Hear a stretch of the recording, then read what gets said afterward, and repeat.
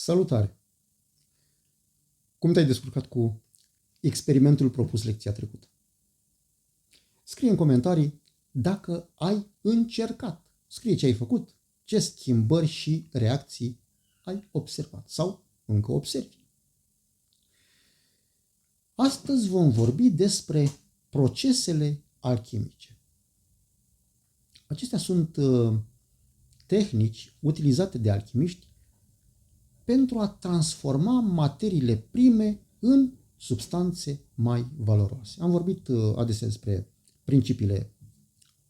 principalelor obiective.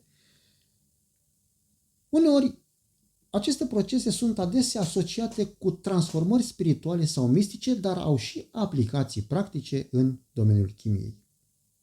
Ei, acest lucru a făcut ca scrierile alchimice să fie foarte greu de interpretat, fiind destul de dificil a trage linia între exprimarea concretă și cea metaforică. Scriitorii alchimiști au folosit acest limbaj, atât simbolic cât și concret, din două motive. 1. Majoritatea practicanților alchimiei, numiți și adepți, aveau în vedere întregul proces al transformării. Vedeau lucrurile la nivel holistic și mergeau simultan pe toate planurile. Pentru acest lucru, inițierile în arta alchimică se făceau odată pe cale orală și odată pe cale scrisă. Astfel, ucenicul alchimist primea pe cale orală cheile de interpretare și era inițiat în a înțelege scrierile. De exemplu, adept nu era același lucru cu adept, iar Mercur nu era același lucru cu Mercur și nici Mercurul filozofilor nu era același lucru cu Mercurul filozofal. Pentru că Mercurul filozofal era total diferit de cele două denumiri aproape identice și niciunul dintre cele trei exprimări nu se referea la Mercurul filozofal. Observați diferențele? M-am folosit de scriere în timp ce vorbesc pentru a vedea diferențele. Pentru un ochi neantrenat și minte nepregătită în această artă, aceste mici detalii trec mereu neobservate de cei axați pe partea materială și grăbiți a obține bogăție materială să dea greș ca apoi să declare precum Robert Boyle că alchimia este o pseudoștiință, deși a fost cea care a pus bazele chimiei de azi, așa cum am văzut și în lecțiile anterioare. Cursul Alchimia ca știință are ca scop să te inițieze în aceste detalii pentru a putea face clar distinția între concret și abstract. Cel de-al doilea motiv pentru care scriitorii alchimiști foloseau un limbaj simultan de exprimare era tocmai pentru a se proteja atât pe ei înșiși, cât și omenirea. Ucenicii erau mai întâi pregătiți și testați în ce privește caracterul, intenția și scopul final pentru care doreau să învețe aceste tehnici, pentru a nu folosi știința alchimică în producerea de arme sau răzbunare personală. Înainte de toate, scopul principal era de a face totul pentru a proteja natura, a face bine societății și a se pune în slujba poporului. Orice motivație personală pentru a obține un avantaj personal era motiv de a deturna sistematic adeptul pe o cale care nu duce nicăieri. Atât cursul Alchimia ca știință, cât și Alchimia ca artă te ajută să faci distinția clară între ce produce transformare la nivel de materie și ce anume produce transformare la nivel de spirit. Arta, în general, se adresează spiritului, reflexiei personale, frumosului și contemplației, în timp ce știința se axează pe procesul pragmatic al faptului repetabil și măsurabil. În această lecție vom studia principalele tehnici și proceduri utilizate pentru a transforma materiile prime în substanțe mai valoroase. Procedurile alchimice sunt împărțite în două categorii, tehnici și faze, și acum vom începe cu cele 4 procese de bază. Vom continua cu alte procese, dar derivate din cele de bază, ca apoi să trecem la fazele alchimice. Cele 4 procese alchimice de bază sunt putrefacția, distilarea, calcinarea și sublimarea. Prima etapă a alchimiei este putrefacția. Aceasta reprezintă o perioadă de descompunere și putrezire a materiei prime în elementele ei constitutive. În unele cazuri, această fază se mai numește și decantare, pentru că în urma descompunerii, materia primă încearcă să se separe de elementele ei constitutive și în această etapă, materia este dizolvată și purificată. Acest lucru se realizează adesea prin îngroparea sau fermentarea materiilor prime, fiind asociată cu începutul transformării materiei impure în materie pură. În alchimia științifică, aceasta reprezintă descompunerea sau fermentarea materiilor organice pentru a obține substanțe utilizate în medicină și chimie. În alchimia artistică, putrefacția este adesea asociată cu culoarea neagră, care reprezintă începutul și potențial. Simbolul asociat, descompunerea pentru a permite regenerarea și transformarea. Orice simbol ce indică regenerare și transformare reprezintă acest procedeu al alchimiei, și anume putrefacție. Această etapă este cea la care se referă Iisus în Ioan 12:24. Adevărat, adevărat vă spun că dacă grăuntele de grâu care a căzut pe pământ nu moare, rămâne singur. Dar dacă moare, aduce mult rod. A doua etapă a alchimiei este distilarea, care este un proces de separare a componentelor unei substanțe prin încălzire și condensare. În această etapă, materia este purificată și concentrată. Distilarea este procesul de separare a substanțelor pe baza punctelor lor de fierbere. Și acest lucru se realizează prin încălzirea amestecului de substanțe, colectarea vaporilor care se condensează la răcire și astfel, în alchimia științifică, distilarea este folosită pentru această separare și purificare a substanțelor. Procesul este aplicat și astăzi în producerea de lichide esențiale, precum uleiuri esențiale, țuica, esențe concentrate și așa mai departe. În alchimia artistică, distilarea este adesea asociată cu culoarea albastră, care reprezintă înțelepciunea și spiritualitatea. Probabil nu întâmplător, cerul este albastru. Simbolismul asociat este purificarea sufletului și a materiei. Una din referirile evanghelice se găsește în Matei 13, unde Iisus spune noroadelor pilda neghinei. La final, ucenicii încurcați cer o tâlcuire mai pe șleau a pildei. Păi, ce vreți? Ce vrei să spui? Pilda neghinei, în care neghina este separată ulterior și aruncată în foc, iar grâul pus în grânar. Asta face distilarea. Elementele volatile sunt evaporate și colectate într-un alt vas, în timp ce elementele grosiere rămân pe fundul vasului.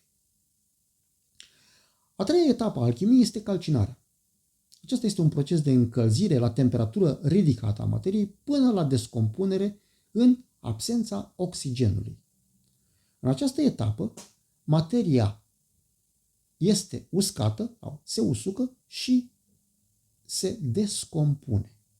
Acest lucru poate fi realizat în cuptoare sau în alte dispozitive de încălzire.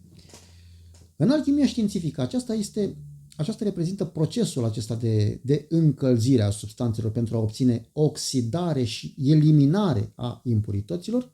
A fost aplicată în procesele de preparare a pulberilor, iar în alchimia artistică, calcinarea este asociată cu culoarea albă, care reprezintă puritatea și inocența. Referința biblică la acest proces o găsim atât ca referire la condiția materială, cât și la cea spirituală. La condiția materială găsim o referință în numeri 31 cu 23, aurul, argintul, arama, fierul, cositorul și plumbul, orice lucru care poate suferi să-l treceți prin foc ca să se curețe. Tot ce nu poate suferi focul să fie curățat cu apă de curățare. Deci, iată, condiția materială, această curățare, calcinare se face prin foc. Iar în condiția spirituală, avem o referință în Apocalipsa 3:18, te sfătuiesc să cumperi de la mine aur curățat prin foc ca să te îmbogățești. Ăla e adevăratul aur. A patra etapă a alchimiei este sublimarea, care este un proces de transformare a unei substanțe solide în stare gazoasă fără a trece prin stare lichidă. În această etapă, materia este transformată într-o formă mai pură și mai perfectă. În alchimia științifică, aceasta este etapa adesea utilizată pentru a purifica substanțele și pentru a produce alte substanțe noi. În alchimia artistică, sublimarea este asociată cu culoarea roșie, care reprezintă iubirea, pasiunea, transformarea. Simbolismul asociat este transformarea prin foc. Focul care transformă. Una din referințele biblice la acest proces o găsim în 1 Corinteni. Aici Pavel, apostolul creștinismului, caută să explice procesul de transformare a trupului muritor în trup nemuritor, spunând: iată, vă spun o taină, nu vom adormi toți, dar toți vom fi schimbați. Într-o clipită, trâmbița va suna, morții vor învia nesupuși potrezirii și noi vom fi schimbați. Căci trupul acesta, supus putrezirii, să se îmbrace în neputrezire și trupul acesta muritor să se îmbrace în nemurire. Aceste procese alchimice pot fi combinate pentru a produce o varietate de transformări. De exemplu, putrefacția și calcinarea pot fi utilizate pentru a transforma un metal inferior într-un metal superior. Bijutierii fac adesea lucrul acesta, topind aurul și eliberându-l de alte impurități metalice, aplicându-i o substanță de contrast precum boraxul. Distilarea și sublimarea pot fi utilizate pentru a produce substanțe noi, cum ar fi medicamente sau parfumuri. Vom vedea cum se face acest lucru în capitole de atelier practic, iar rețete găsești în cursul Alchimia ca artă. Alte procese alchimice folosite în funcție de scopul alchimistului sunt coagularea și fixarea. Acest proces îl mai întâlnim și în literatura alchimică prin intermediul de termenul de fermentare. Acest lucru înseamnă fixarea materiei obținute la nivelul respectiv pe care am obținut-o pentru a nu se deteriora. Și în acest caz se aplică procesul acesta de fixare cu un agent de fixare. De exemplu, la obținerea pietrei filozofale albe, alchimiștii obișnuiau să o fermenteze cu argint, să o fixeze prin coagularea cu argint pentru a nu-și pierde proprietățile, tocmai pe care le-a obținut în urma acestor procese anterioare aplicate asupra ei. La obținerea pietrei filozofale roșii, adică la un grad superior, alchimiștii o fermentau cu aur pentru a-i fixa proprietățile și a o ridica la puterea de a preschimba metalele în aur. De asemenea, coagularea a fost adesea asociată cu transformarea substanțelor solide într-o formă, substanțelor lichide într-o formă solidă. Aceasta a avut, dacă ne uităm în metalurgie, a avut implicații și o găsim și în chimia proceselor de precipitare. Vedem cum se separă unele elemente prin acest proces de precipitare. Simbolismul asociat este întărirea și fixarea substanțelor pentru a obține stabilitate. Iar un alt proces, cohorbarea, este procesul de redistilare repetată. Este utilizat pentru a obține un produs final mai pur și mai concentrat. Am distilat odată. Iau acel distilat, îl mai pun și îl mai distilez o dată. Și încă o dată. Și încă o dată.